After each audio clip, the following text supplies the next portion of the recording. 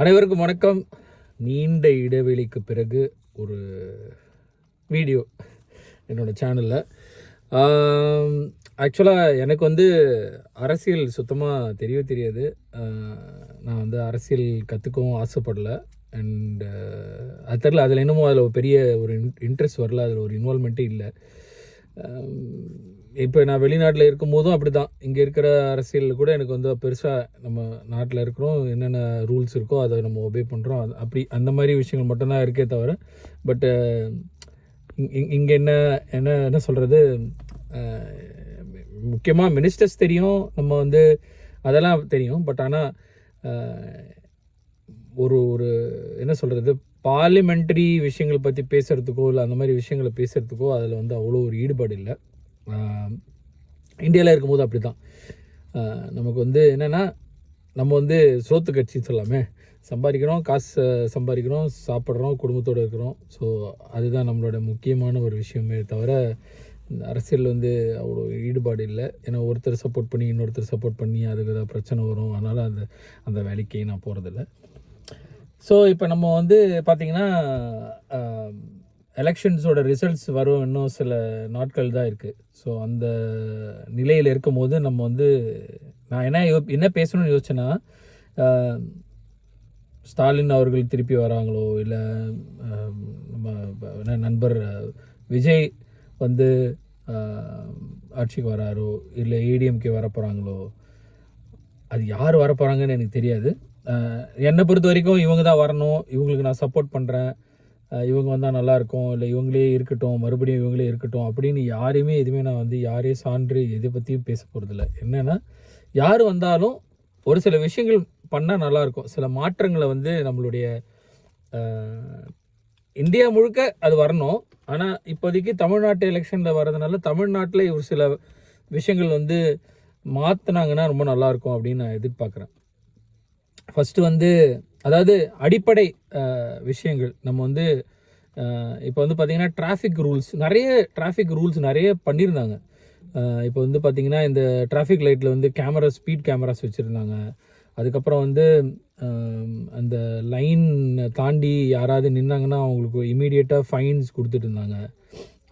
Helmet போடலன்னா fines கொடுத்துட்டு இருந்தாங்க. இதெல்லாம் நடந்துகிட்டு இருந்துச்சு. ஆனால் இப்போ நான் சமீபத்தில் இந்தியாவுக்கு வந்தப்போ பார்த்திங்கன்னா ட்ரிபிள்ஸ் போகிறாங்க, அப்புறம் குவாட்ரிபிள்ஸில் போகிறாங்க, 4 பேர் ஒரு வண்டியில் போகிறாங்க, பெண்கள் 3 பேர் ஒரே பைக்கில் நான் போகிறத பார்த்தேன். நான் இப்போ பார்த்துட்டு என் மகன்கிட்ட சொன்னேன், காரில் போயிட்டு இருக்கும்போது, இங்கே பாரு, நம்ம நியூசிலாண்ட்லலாம் இந்த மாதிரி பார்க்க முடியாது, ஆனால் இங்கே ட்ரிபிள்ஸில் போகிறாங்க அப்படின்னு நான் சொன்னேன். ட்ரிபிள்ஸில் போகிறாங்கன்னு சொல்லும் போது ஆக்சுவலாக ட்ரிபிள்ஸ் எப்படின்னா, டிராஃபிக் லைட்டில் ட்ரிபிள்ஸில் போயிட்டுருக்காங்க, பக்கத்துலேயே நம்ம என்ன சொல்கிறது, காவல் அதிகாரி ஒருத்தர் ஃபோனில் பேசிகிட்டு இருக்காரு. அவர் எதுவுமே சொல்லலை, அவங்கள கேட்கல, கேள்வி கேட்கல, எதுவுமே செய்யலை. ஸோ அதை பார்க்கும்போது ரொம்ப வியப்பாக இருந்துச்சு, எனக்கு ஆச்சரியமாக இருந்துச்சு. இப்போ நம்ம மக்கள் ரூல்ஸ் ஒபே பண்ணுறது இல்லை அப்படின்னு நம்ம சொல்கிறோம்.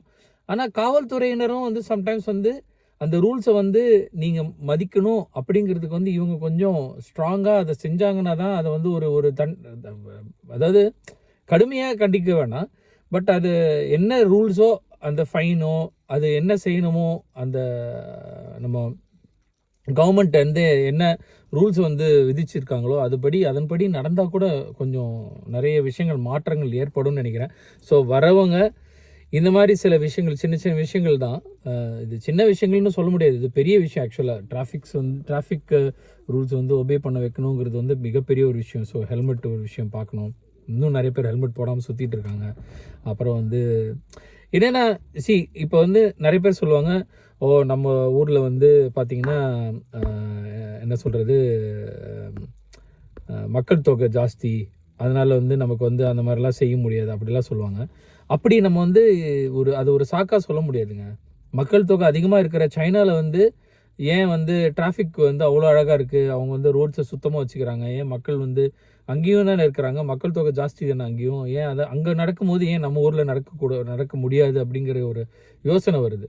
அது எல்லாருமே நம்ம சிந்திச்சோன்னா ஐ திங்க் கொஞ்சம் நிறைய விஷயங்கள் நம்ம செய்ய முடியும் அப்படின்னு நினைக்கிறேன். ஆக்சுவலாக நம்ம இது எப்படி பார்க்கணுன்னா, நம்மளுடைய சொந்த விஷயங்கள் சுத்தம் பண்ணணும் அப்படின்னு நினைக்கிறேன். நம்ம வீட்டில் இருக்கிற குப்பையை கொண்டு போய் நம்ம போடுறதா இருந்தால் கூட இன்னும் கூட வந்து பார்த்திங்கன்னா முன்னாடி வந்து அந்த ரீசைக்கிள் அண்ட் நார்மல் வேஸ்ட் அப்படின்ற ஒரு விஷயம் இருந்துச்சு. அது இன்னும் செய்யறது இல்லைன்னு தான் நினைக்கிறேன். அது அந்த மாதிரி ஒரு விஷயத்தை இங்கே கொண்டு வந்தாங்க. ஆனால் அதை யாருமே செய்யறதில்ல. ஸோ இப்போ கூட பார்த்திங்கன்னா நிறைய இடங்களில் குப்பை திருப்பி கொட்டுறாங்க. ஸோ நான் வந்து இப்போ சமீப காலமாக ரொம்ப சென்னையில் இருக்கிறனால நான் வந்து பார்க்குறேன். இந்த டிரான்ஸ்ஃபார்மர்ஸ் எல்லாம் வந்து அழகாக பெயிண்ட் பண்ணி அது வந்து அழகாக ஒரு கேஜ் மாதிரி கிரியேட் பண்ணி அதெல்லாம் செஞ்சுருந்தாங்க. அதெல்லாம் வந்து திருப்பியும் ஸ்டிக்கர்ஸ் ஒட்டுறாங்க, போஸ்டர்ஸ் ஒட்டுறாங்க.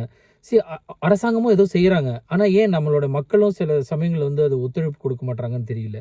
ஸோ இது மாதிரி நிறைய சின்ன சின்ன விஷயங்கள். அப்புறம் வந்து அடிப்படை விஷயங்களை வந்து நம்ம கற்றுக்கணும் அப்படின்னு நினைக்கிறேன். ஒரு தேங்க்யூ, ஒரு சாரி, ஒரு ப்ளீஸ், ஒரு எக்ஸ்கியூஸ் மீ, இந்த வார்த்தைகள்லாம் வந்து புழக்கத்திலே இல்லை. ஒரு க்யூவில் நிற்கும் போது கூட வந்து பார்த்திங்கன்னா கட் பண்ணி நின்றுட்டு நம்மளை கட் பண்ணிவிட்டு நம்மளை முறைச்சி பார்க்குறாங்க.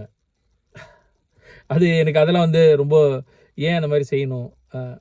அது ஏன் நம்ம சில விஷயங்கள் கட்டுப்பாடு வந்து நம்ம ஏன் இருக்கக்கூடாது அப்படிங்கிற ஒரு எண்ணம் வருது. ஏன் அந்த மாதிரி ஒரு விஷயங்களை வந்து ஃபாலோ பண்ணக்கூடாதுன்னு. ஸோ இந்த மாதிரி சில விஷயங்களை வந்து வர முதலமைச்சரோ இல்லை மினிஸ்டர்களோ யாராவது வந்து எம்எல்ஏஸ் அந்த மாதிரி ஒவ்வொரு சிட்டிலையும் ஒவ்வொரு அந்த நெய்பர்ஹுட் அந்தந்த இடங்களில் வந்து இந்த மாதிரி சில மாற்றங்களை செய்யும்போது ரொம்ப நல்லாயிருக்கும்னு நினைக்கிறேன். அந்த ரோடெல்லாம் அழகாக சுத்தம் பண்ணலாம். ஆக்சுவலாக வந்து நம்ம வந்து இந்த ரோட் சைடில் இருக்கிற செடி இதெல்லாம் வந்து பராமரிக்கிறதுக்கு நிறைய விஷயங்கள் செய்யலாம். எனக்கு என்ன தோணுதுன்னா, வர அரசியல் ஆட்கள் வந்து ஆட்சி அமைக்கும் போது இதை டெண்டருக்கு வந்து ப்ரைவேட்டாக நல்ல ஆட்களுக்கு வந்து விட்டாங்கன்னா, இந்த கார்டன் பண்ணுறது இந்த மாதிரி பராமரிக்கிற விஷயங்களை வந்து வேறு யாருக்காவது கொடுத்தாங்கன்னா, அந்த காசை மட்டும் பார்க்காம அந்த நாட்டுக்கு நம்ம வந்து இந்த வந்து அழகு நம்ம வந்து அழகுபடுத்தலாம் அப்படிங்கிற ஒரு எண்ணத்தோடு வேலை செய்யக்கூடிய ஒரு கூட்டத்துக்கு இதை கொடுத்தாங்கன்னா நல்லாயிருக்கும் அப்படின்னு நினைக்கிறேன். ஸோ அந்த மாதிரி நிறைய விஷயங்கள் செய்யலாம். அண்டு சின்ன சின்ன மாற்றங்கள் ஏற்படுத்தணுங்க.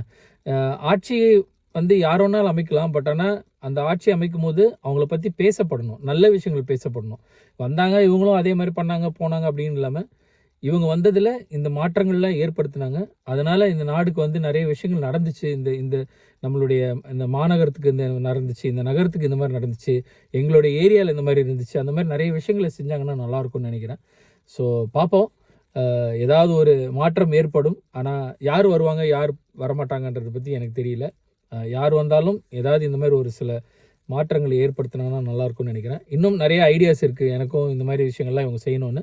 ஸோ இன்னொரு காணொலியில் கண்டிப்பாக அந்த லிஸ்ட்டு வந்து நான் உங்களுக்கு சொல்கிறேன். ஸோ ஃபஸ்ட்டு இந்த டிராஃபிக் ரூல்ஸை மக்களும் மதிக்கணும். அந்த என்ன சொல்கிறது, அந்த போக்குவரத்து நெரிசலை வந்து உருவாக்குறது மக்களும் சரி, அது நம்மளுடைய பொறுப்பில் இருக்குது. அதே மாதிரி அதிகாரிகளும் சரி, அவங்களும் அந்த பொறுப்பில் இருக்கணும். நான் சொன்ன மாதிரி ட்ரிபிள்ஸ் போகிறவங்கள பார்த்துட்டு சும்மா வந்து ஃபோனில் பேசிகிட்டு இருக்கிறதுலாம் வந்து சரியில்லை. ஸோ அது வந்து உடனே அவங்க போய் நிறுத்தி அவங்களுக்கு ஒரு பயம் உண்டாச்சுன்னா அடுத்த தடவை செய்ய மாட்டாங்க. அந்த பயமே இல்லை நம்ம மக்களுக்கு.